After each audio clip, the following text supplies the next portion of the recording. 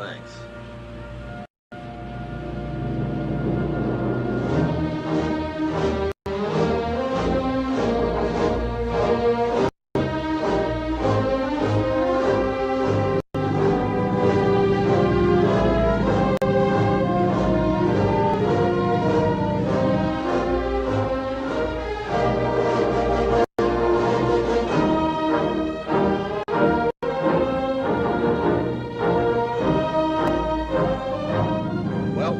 Time as any, Mr. Newman. Take her down to periscope depth. Yes, sir.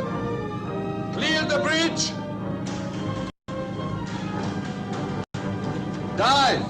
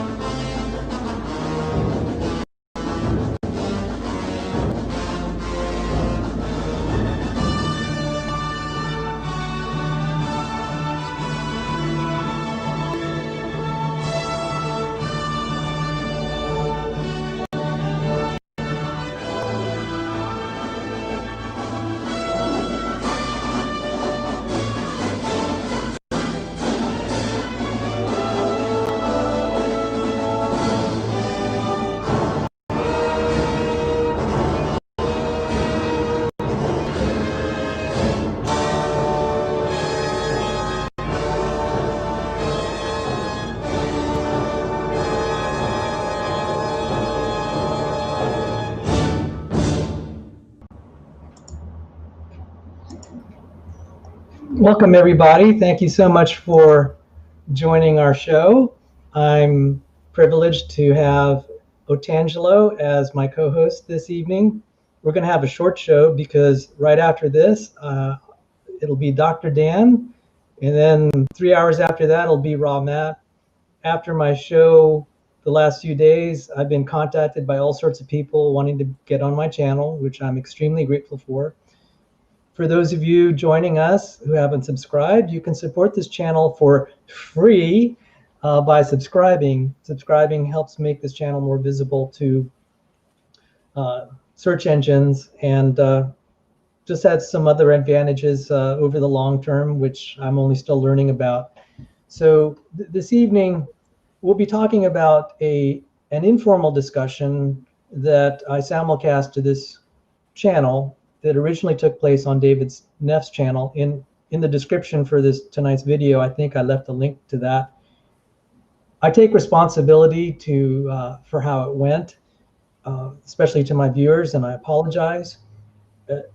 I was not happy with how it went, and I should have been more careful and assertive in negotiating the terms of that discussion. It was set up to be informal. I didn't realize it was just going to be pretty much like people just shooting the breeze at the bar, and that's not the mission of Evidence and Reasons, the Evidence and Reasons channel. The Evidence and Reasons channel is meant to be for scholarly, very careful discussion in a family-friendly audience, and we'll try to keep those standards. I hope to provide education, and that's mostly it.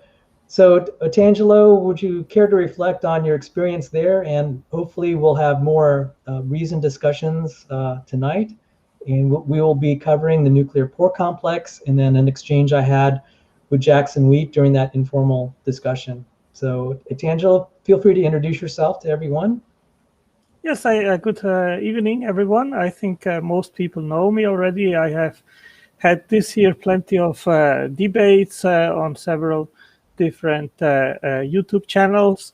I have my own channel, The God Talk. If you don't know it, feel free to visit and eventually to subscribe. Another channel which I run is Intelligent Design Academy, and there I upload videos about intelligent design.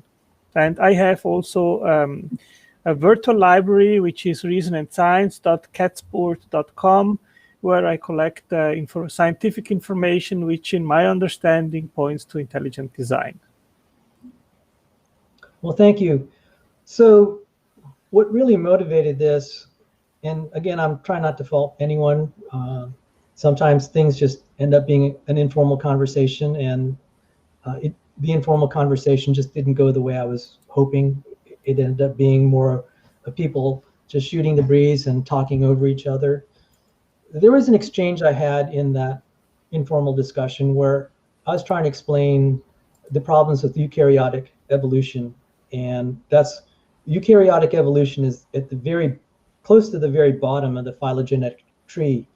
If eukaryotic evolution needs a miracle, then then universal common ancestry needs a miracle to rescue it, and that's not what evolutionary theory is about. So effectively, it's cutting the phylogenetic tree at the very bottom. And as I was giving that presentation, Jackson just kept interrupting me, talking about other things, changing the subject. I would be trying to describe something mid-sentence he'd interrupt me. I said, okay, that's fine for an informal conversation. Later on, he said, Sal, you know way more about this topic than I do. And then I would go to try to explain something and he'll cut me off. And the reason I really took offense to that is like, okay, so you're telling me I understand this topic better than you. And when I start trying to explain it to Jackson, he's going to just change the subject and not try to learn anything. And I took real exception to that. I'm not going to fault him for that. Today, I just didn't like it. It was an informal conversation and everyone's equal. But what ended up happening in that discussion, I never got to finish the topic of eukaryotic evolution, particularly that of the nuclear complex. All sorts of people were jumping in the stream, and David would, again, I'm not faulting David for this. He would say, oh, someone just jumped on the stream. Let's talk about the COVID virus now. And then Ema would jump on the stream. Let's talk about Berryman of cats. And then Leo would jump in and ask me about cats. The agreed to topic before this, for that discussion, was eukaryotic evolution. And I had a discussion with David Neff after this. I said, this is what happened. Made me unhappy for my viewers. You and I are still cool. I take responsibility for what happened, and I'm not blaming anyone, and I just hope it doesn't happen again. I mean, I will do what I can for the sake of the viewers here, not to let that happen on this channel if I'm simulcasting. Now, David and I and the gang that you saw there, it's perfectly fine if we just do that on his channel and I don't simulcast it, or I do that on another channel. I call it The Wild Frontier, and we can have discussions like that. We can talk over each other, just behave silly and rude or whatever. That's totally cool. But for this channel, I want to have higher standards. It's going to be family friendly, and I'm going to aim for education. So if you want education, that's what I'm aiming to deliver. If you want high drama, I would refer you to Smoky Saint's channel. Oh my goodness. I saw the last two show advertisements. I don't watch his channel. And there was something called Triggered Rat, and Joel is a stupid child. Yeah, that's kind of the titles of their topics. So if you want high drama, visit Smoky Saint's channel, and Smoky, you can thank me later for plugging your work. All right, so I especially wanted to have Otangelo here, and because he had a video on the nuclear pore complex, and then it also related to the topic of import-export. So, Otangelo, if you have that nuclear pore complex video available, I know I'm putting you on the spot because I want to get the import-export video, and I wasn't totally prepared. Do you want to try sharing it, or do you want? I will try, but today I started to have a problem with my mouse, and it's not working Okay. as it should, and I have problems to actually browse on the web, and I'm doing really. Okay. No, then in that case, let me take over, and if you can do it, it will help, because I think you have the link, don't you? Okay. Yes. So Okay. let me try to take over. While I'm doing this, can you just provide any more thoughts while I'm trying to establish everything? And we're going to show these videos to repeat. Yeah, in that stream, I was present, and I left because I was interrupted, and I didn't like that. And I was saying that the nuclear pore imports and exports about 500 to 1,000 molecules per second, and it is an enormously huge number. And what I think is absolutely astonishing is that it recognizes all these molecules, and it can stop those which are not supposed to either enter the nuclear pore, the nucleus, or to be exported. And the question is, how does that happen? And more than that, how could such sophistication have evolved? And to me, it is clear that what is required is sophisticated signaling mechanisms which can somehow recognize these molecules and know which ones are the correct ones and stop them if they are not the correct ones. And that, in my understanding, requires sophistication in the extreme. And I don't think that science actually is at the point to actually understand how the nuclear pore does it.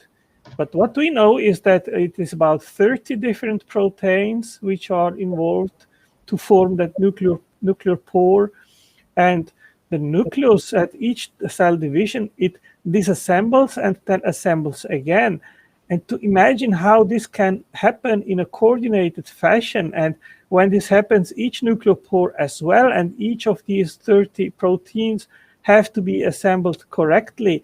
And there are thousands of nuclear pores in each nucleus. So this is absolutely fantastic and amazing microtechnology. And that, of course, requires an explanation. How could that have emerged by, if someone wants to claim it was evolution, in a stepwise fashion? This is something which I don't think there is any science paper out there which is able to provide a compelling explanation about this, besides just superficial assertions. Well, thank you. What you all just saw there's a picture of Jackson Wheat, and I finally found the video. I'm going to try to bring it up on nuclear import-export. So maybe just to review a little bit, I'm going to just show a eukaryotic cell. And so if the audience will indulge me, this will be great. No, this isn't working so well. Oh my goodness, I'm having a little problem here. So let me just, this is just a technical problem. And I'm going to show the nuclear import-export, and I can try to see if I can do it. Let me check here. No, that's okay. I'm gonna. Is it the first, the second? I have two videos here. Which one would you like to share? So what I'm going to show first, just for the sake of the audience, just for review and just to put this in context. Oh, wait, I happen to have I totally forgot. I happen to have a PowerPoint slide. So let me bring up my PowerPoint slide. So I'm going to do a screen share. And again, this is everything I really wanted to talk about And I was hoping to have a chance to just state all this on David's channel. And it's just not going to work if I get like 10 seconds of talking and then I get interrupted. This stuff is deep enough, it'd be half an hour discussion, and maybe we'll try to fit some of this in. So let me share this, and I'm going to cut, oops, sorry about that. I'm going to enable this, and I'm going to cut myself, I'm going to cut myself out. Can you still hear me out? Yes. Now I can't, but anyway.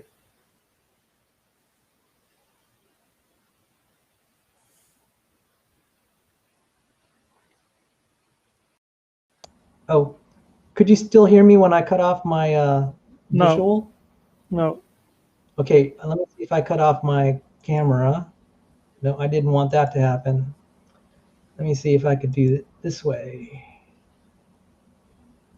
And I'll spotlight this. Yes, okay. I learned how to spotlight. All right.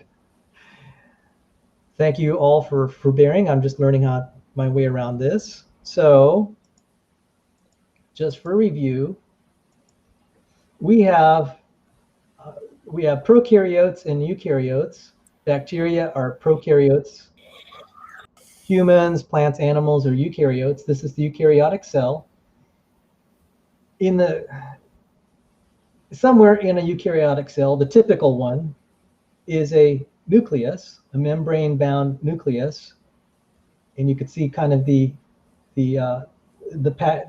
way it's kind of wrapped by this what we call a membrane, a lipid bilayer, and in the nucleus is the DNA, and all sorts of things move in and out. And there's a little thing called a nuclear pore. Let me see if I could find it. Let's see. Maybe go back a little bit. So this again is the nucleus. Just zooming in on the eukaryotic nucleus, and we have things called the nuclear pore. And I'm going to show a video of how the nuclear pore works. And one can start, what I'm laying the groundwork for is why it's unlikely that this can evolve in steps. It doesn't matter that there's a nested hierarchy. And Jackson, we kept saying, oh, there's a nested hierarchy, therefore there's evolution. I said, that doesn't explain how a nuclear pore complex evolves. That is not an explanation. That's just a superficial assumption. And that's not a mechanistic explanation why it's feasible to go from a prokaryote or prokaryote-like creature into a eukaryote, because the transition from this to this would often be lethal. So that's what I was complaining about. So now let me try to bring up see if I can now do this. I'm going to bring up a video. Yes. All right. Otangelo, can you cut your mic? Yes. I don't know if the audio is going to work on this. Let me stop sharing briefly, and I'm going to try to enable audio on this. Okay, if you can cut your mic, I'm going to cut my mic while this. I'm sorry, but my your mouth? mouse. I have problems with my mouth. I don't see even the cursor, so I don't know how to mute you. Can I mute? Is it all right if I mute you then? Yeah, sure, of course. Okay, I'm going to mute you, and I'm going to mute myself. Yeah, sure. No offense intended. No.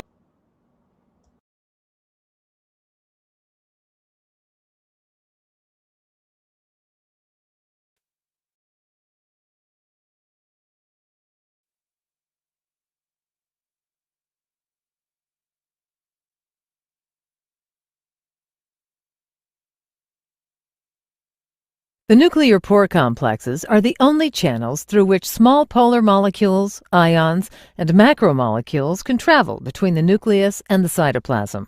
By controlling this traffic, the nuclear pore complex plays a fundamental role in the physiology of all eukaryotic cells. Most proteins and RNAs are too large to move through the complex by passive diffusion and must move by an active process in which appropriate proteins and RNAs are recognized and selectively transported in a specific direction. Let's consider proteins imported from the cytoplasm to the nucleus. Only a subset of proteins can enter the nucleus, and they are allowed in by virtue of having specific amino acid sequences called nuclear localization signals. Nuclear localization signals typically consist of 1 or 2 short segments of basic amino acids.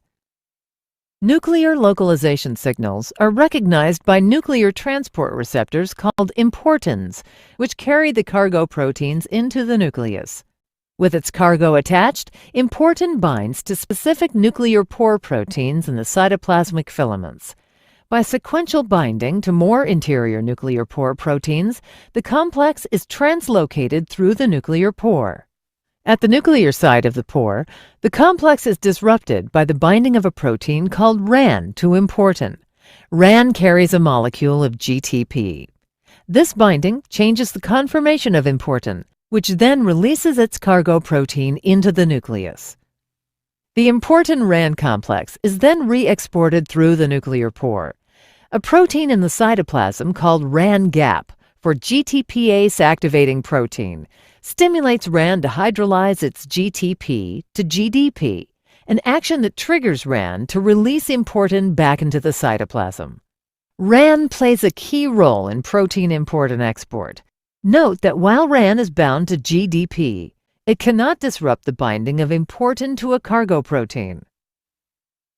In an action that prevents the depletion of RAN from the nucleus, the RAN GDP formed in the cytoplasm is transported back to the nucleus by its own import receptor, a protein called NTF2.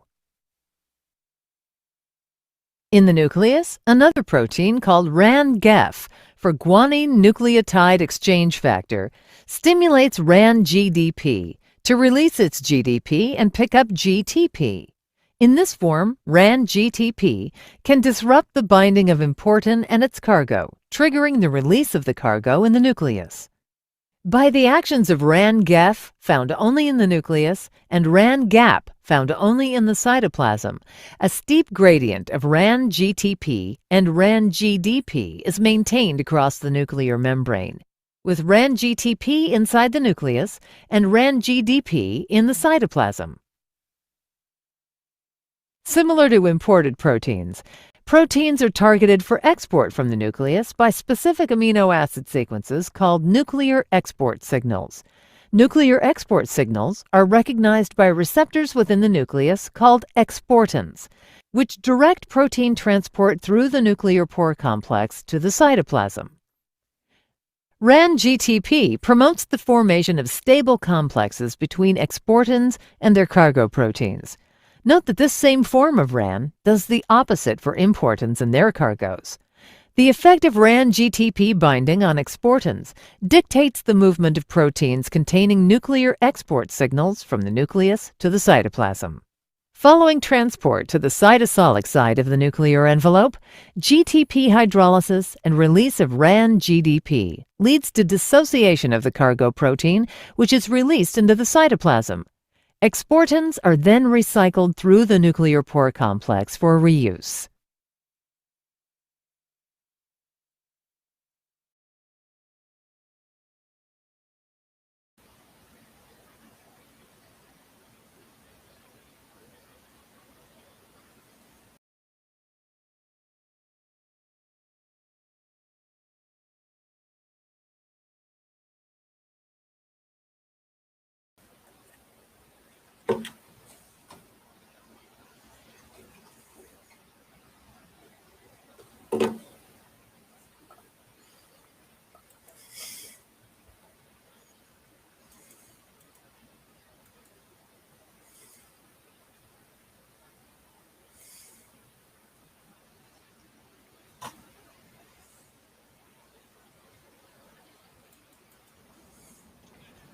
Doki, thank you. I was on mute. What would I do without you guys? You see, when I mess up like that, you set me straight. So so thank you, Doki. I could have, goodness, if guys, if you don't step up and set me on the right course, I might give a whole monologue with my mic muted. That'd be kind of bad. So that's why I'm really glad you all show up, because if I were doing a show and I didn't know that, and I was the only one just doing a monologue, I could go for 45 minutes and it'd just be me talking, and you'd have to do some lip reading to figure out what I'm saying. So when I was on David Neff's channel, I really wanted to show that. But the problem was I was having actually some technical problems every time I tried to bring it up on my computer, and I was using another computer, the one that's on my left side here, it would just freeze up. And so that problem's on me, not on David Neff. So that's another, it's just as well that I'm having the chance to show this to you all. So that's setting up what the nuclear pore complex does. And it's not just the nuclear pore complex. Hopefully some of you have seen the import and export, the import and export signals that's on the proteins. What was not covered in that video were the import and export on the RNA. So the nuclear pore complex handles both RNAs and proteins and even protein complexes. And I will show a diagram to that effect. I was just reading a paper recently in Nanoscience, and it was talking about the nuclear pore complex. The nuclear pore complex is so sophisticated, it actually has to account for the de Broglie wavelengths of quantum mechanics. I mean, this is not trivial stuff. If we had nano engineers trying to build this, we would have a hard time. And that's why it was in Nature Nanoscience, because they said, in effect, the nuclear pore complex does this really good. We can learn something from how this works. And it was handling the de Broglie wavelengths, because molecules that size, you have to be, and the de Broglie wavelength in quantum mechanics is also affected by velocity. So this is like non-trivial biophysics, not to mention non-trivial nanoengineering. And I was contesting Jackson Week. I said, this is ridiculous to be saying that just because you have a nested hierarchy in biology, that this explains it. That is not an explanation, any more than saying geocentrism explains the motion, the apparent motion of the sun rising and setting every day, and saying it makes, geocentrism could make those predictions too. It doesn't make the theory right. One has to have a theory that accounts for anomalies, and then it's a more sound theory. And that's just illogic. But did I have a chance to say that on David Neff's channel? No, because every 10 seconds that I was talking, he'd interrupt and interject. And that's not on you, Jackson. That's kind of the format of an informal thing. But if you want to learn this, now you're getting to see the point I was trying to make.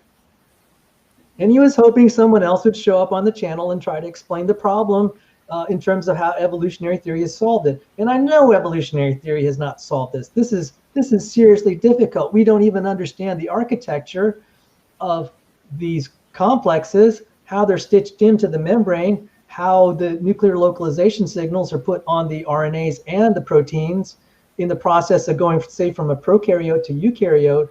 I mean, just onward and onward. So at the very least, it's premature to say that evolutionary theory has solved this problem. It has not. It's not even close.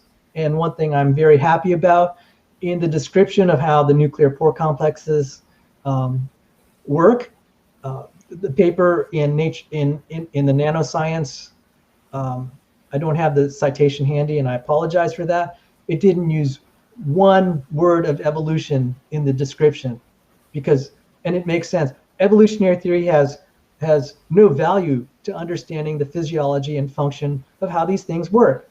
In fact, it ends up being spam, because when you want to Google on how nuclear pore complexes work or anything else in biology, who are the first people that seem to have an opinion and have peer-reviewed papers? It's evolutionary biologists who are just saying they know how it evolved. They do some phylogenetic reconstruction that's totally useless, and it ends up just spamming my Google search engine searches. It doesn't give insights into the biophysics and the mechanics that are actually more important to medical researchers and people that just think this is just so totally cool. So that's me on my soapbox. And Otangelo, while I bring up another slide, if you have some thoughts, thank you. Well, I think that the nucleopore and the nucleus is just a tiny problem in regards of the question of the supposed transition from prokaryotes or a less universal common ancestor to eukaryotic cells. I mean, the leap and the transition is huge, and there are organelles, and there are so many different new things that require an explanation. And science is simply in the dark. And in 2015, they did find an archaea, which they claimed, oh, that is our transitional life form from prokaryotes to eukaryotes. I'm sorry, go on, Angelo. I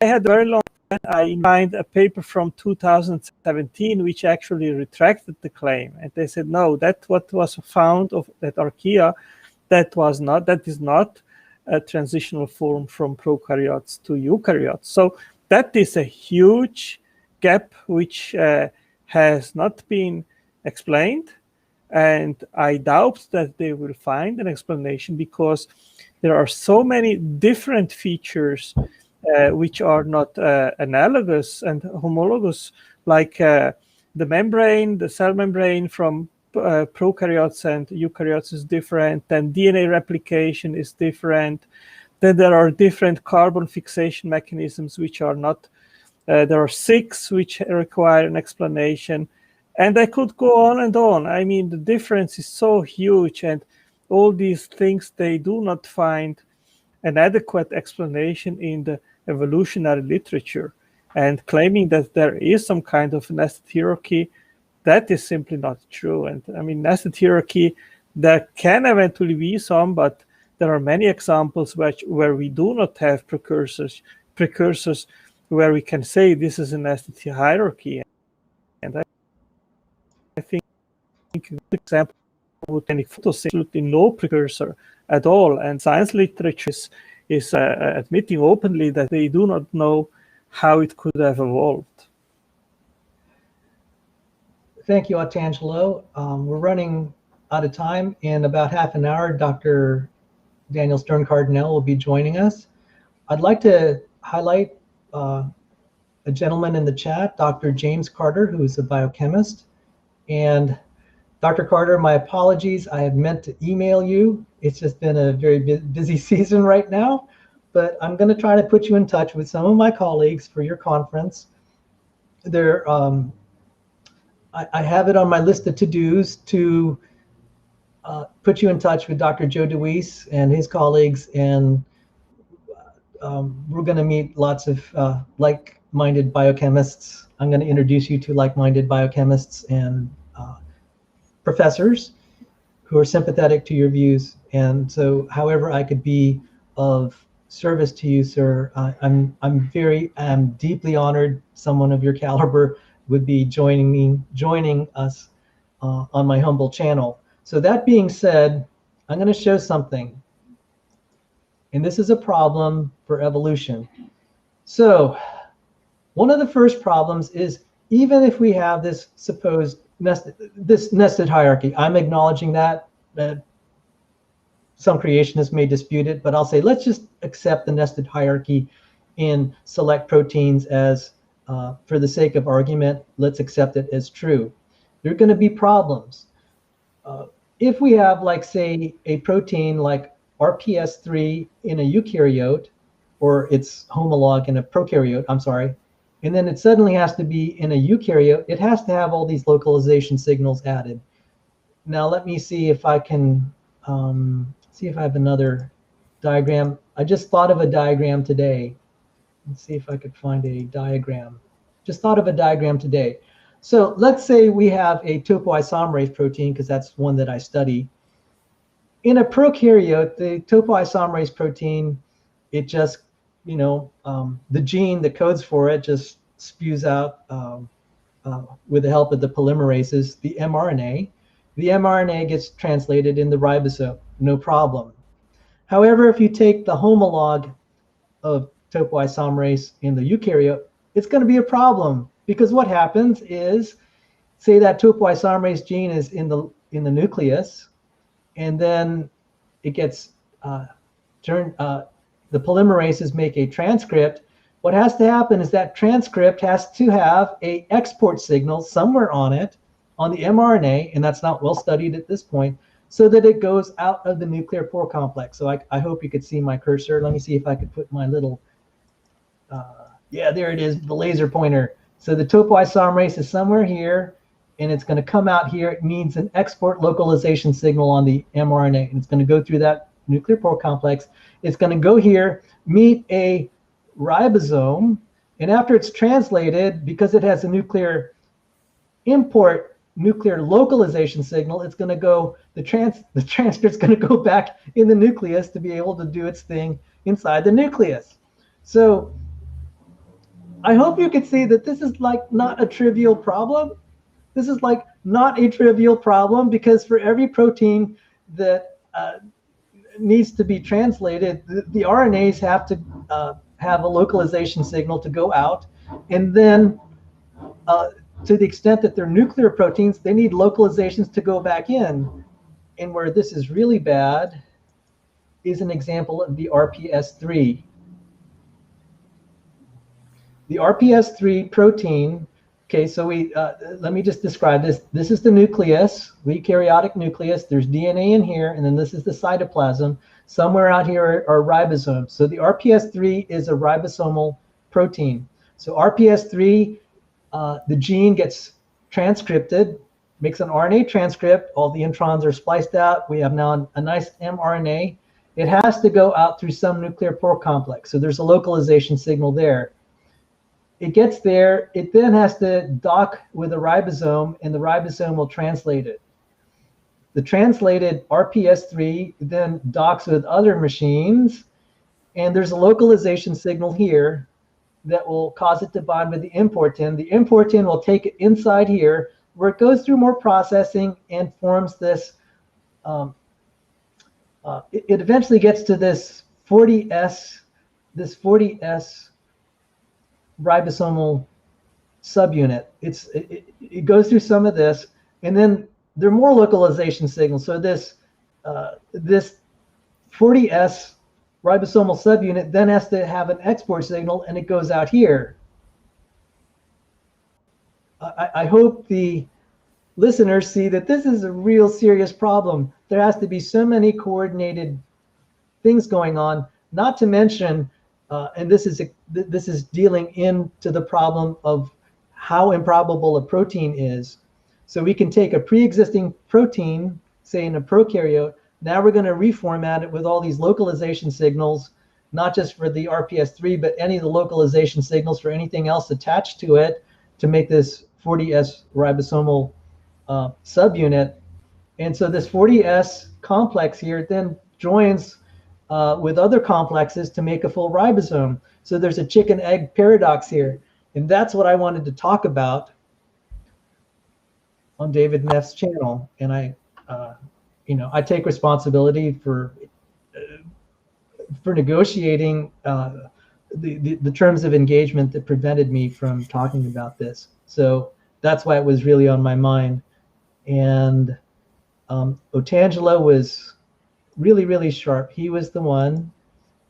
I was Googling on the nuclear pore complex, and he had just a great video on it. And we're running out of time. Maybe I'll just push it a little bit. Let me see if I could find the video.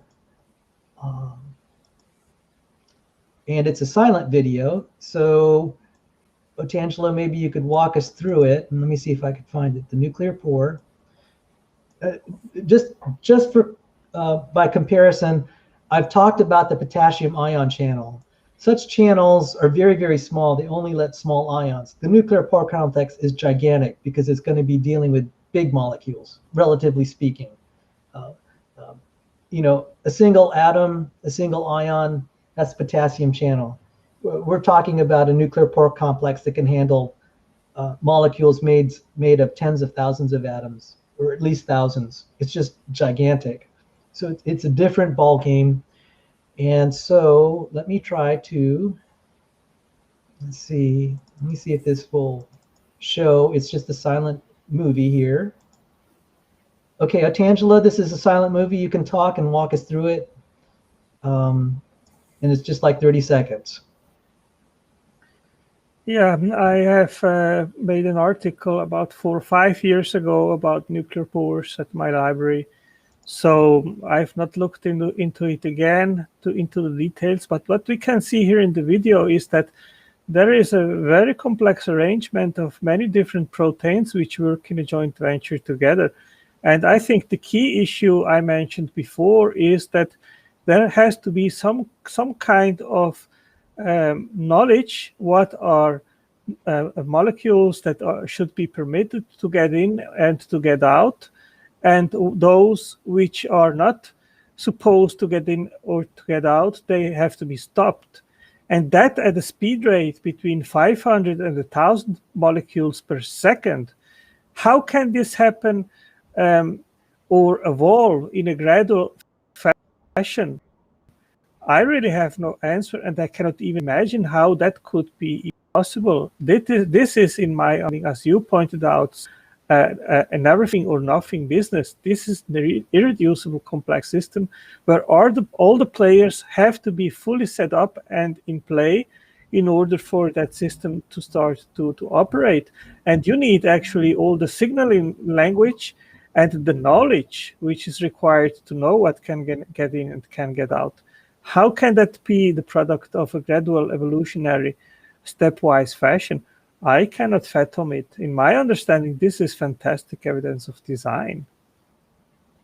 And you're talking about the rate of speed that things go through there. And as I was pointing out, papers are analyzing that the speed has to be carefully regulated because the velocity affects the de Broglie wavelength, the quantum mechanical de Broglie wavelength of the molecules involved. And that's some really tough engineering. And I would not dare to try to build a system where I have to account for de Broglie wavelengths, because it's really nice to work in the classical world, but this is just insanely, this is genius. And I think I would not be surprised, Sal, if science in the next 10 years or so would find evidence that both biophotons are involved in signaling and recognition of the molecules. And of course, biophotons, that is 5G. That is what today is being implemented, which is the most advanced communication system. And we know that biophotons play a role in cellular communication. And I would not be surprised if that would be a signaling mechanism in place to recognize the molecules here. So that's, I'm just going to leave this up for a little bit. I see many people in the channel. I want to thank everyone that's joined us.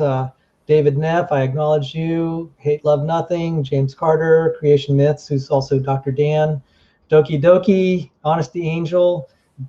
Brandon, Icarus. Hate, Love, Nothing. Standing for Truth even dropped by.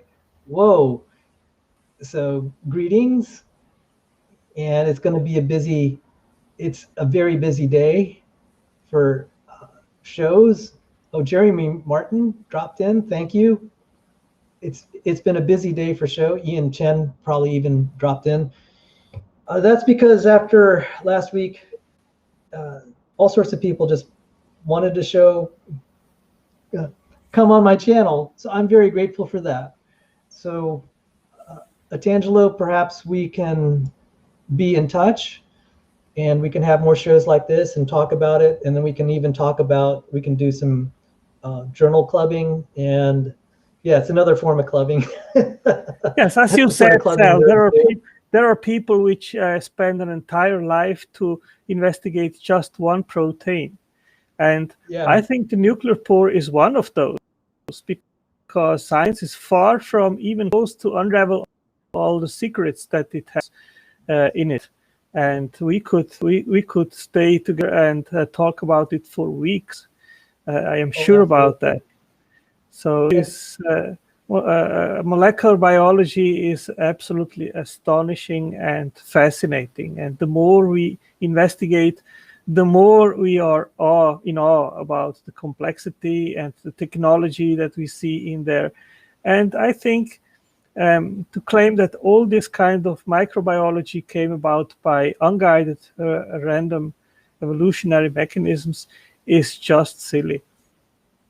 Oh, thoroughly agreed.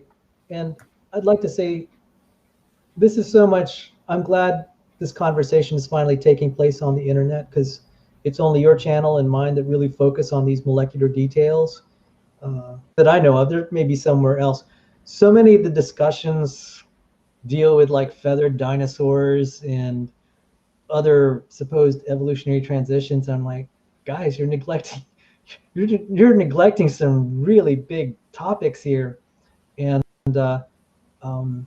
this is stuff I would prefer to talk about, and I think it's very compelling.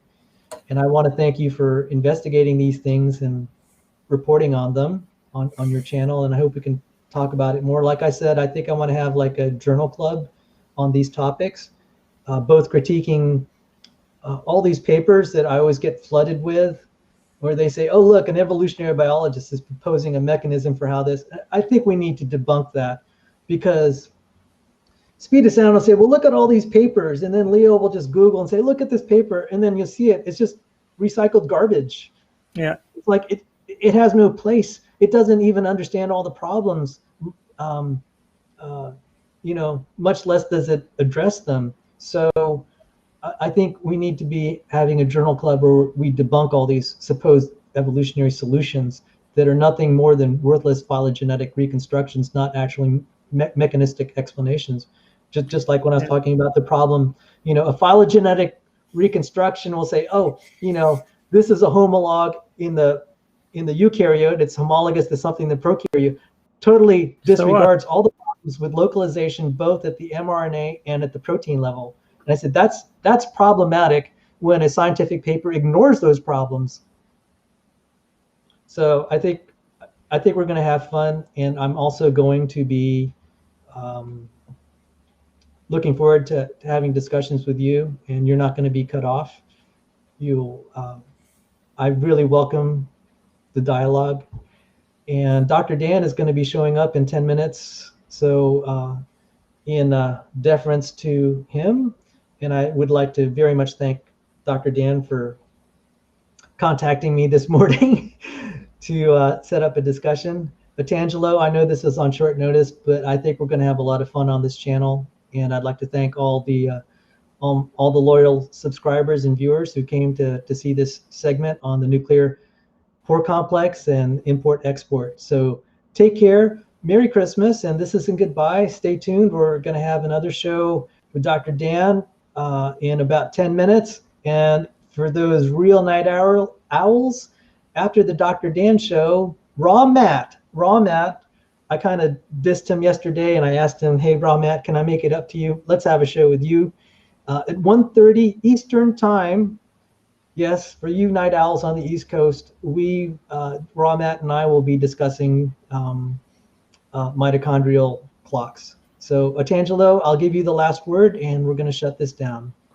Yes, I agree with you that I think in order for us to understand how biology works, we need not to look into fossils, but in molecular biology. And that's precisely what you are doing. There we find the real mechanisms which explain how things work, how life works, how biocomplexity works. And that will give us a hint about how it could eventually come to be if natural mechanisms are better explanations or eventually intelligent design. So I want also to invite you, when you want to come to my channel, we can set something up and continue our conversations. That same invitation goes to Dan Cardinale, to others which are in the chat. You guys are welcome to participate. Last week I had Cy Garte at my channel. Look it up. It was a very nice discussion. He is an evolutionary theistic evolutionary proponent, and I thought that we would have many things not in common, but we discovered that many things we actually hold the same views, and it was a very productive and entertaining conversation. And I think as long as there is respect, or as long as there is no over talking, and each side is willing to listen to the other side, then even if you are an atheist or a proponent of evolution or abiogenesis, we can have these conversations which are stimulus to actually look deeper into the topics and issues that come up, and that helps us to move forward, to have a deeper understanding, and actually eventually even, and I hope so, that one or the other can even change camp and recognize that intelligent design is actually a better explanation than non-intelligence. So again, thank you very much for having me at your channel, for the invitation. And thank you. All right, so we'll meet, for those of you, feel free to join the next stream with Dr. Dan. God bless and take care. And I'll also say there is an open mic on Logical Probables channel, and I'm hoping that I'll finish my show, that I won't overlap with John Maddox's open mic. So take care, Otangelo. Merry Christmas, and hope to see you again soon. Yeah, thank you. Merry Christmas to you and everyone else too. Thank you.